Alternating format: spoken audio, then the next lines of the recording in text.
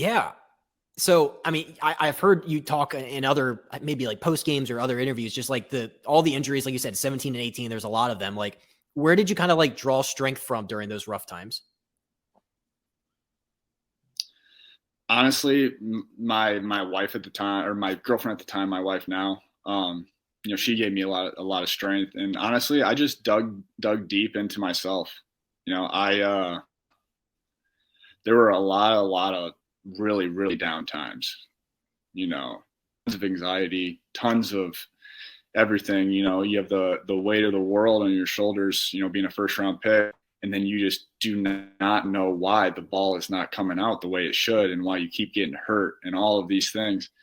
And it definitely took a toll on me. And just trying to find a purpose outside of baseball, that really helped me. And to any like young ball player who has like pressure or anything, it's just a game. And once I realized that, and I started having fun again, and just trying to be an athlete again, and not take what I did at the park and bring it home and think about it all night long, then it kind of frees you up, and then you can just have fun again. And then that's when the success comes. There were so many times in 2018 and 2017, even in the off season, where I would, go and play catch, and then I would, video every little thing. And then I would like analyze my mechanics all night long, trying to figure out what is going on. Why am I throwing 87 miles per hour? You know what I mean? Why is my shoulder hurt like hell every single time I, go down to sleep at night and stuff like that?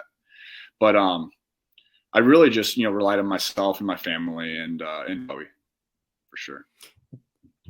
Do you think that going through that, all that adversity in those 17 and 18 years, do you think going through all that made you a better baseball player at the end of that? Absolutely. Absolutely. Now it's one of those things where one bad day isn't going to turn into a bad week. You know, every when I first got drafted, and I everyone expected me to be in the big leagues in 1 year. So in my mind, my stupid young mind, I was thinking, all right, well, I'm looking forward to the big leagues. Like everything I'm doing, I'm just gonna prepare my get ready for the big leagues, instead of knowing where my feet are and trying to become a better person and a better ball player every single day. Whether you're in low A, you're at 12U travel ball, you're at whatever. Have those goals in mind, but know that it's not going to be a jump. It's going to be one step at a time. I wish I could go back and tell myself that, for sure. Did you have, or maybe still do, like, do you have outlets where you're like able to get your mind off the game? Like, how are you able to kind of like decompress after, a day at the yard? Like what are some of the things that you do in that regard? Well, now I have I have a dog and a son. He's 2 years old, and I get home, and the last thing I want to think about is baseball.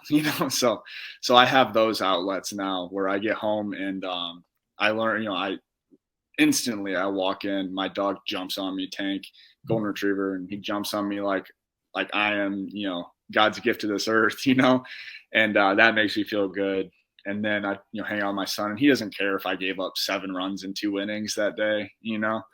So that definitely harms me in. And the big jump, and the big when I went from 2018 to 2019, when 2019 I had a really good season.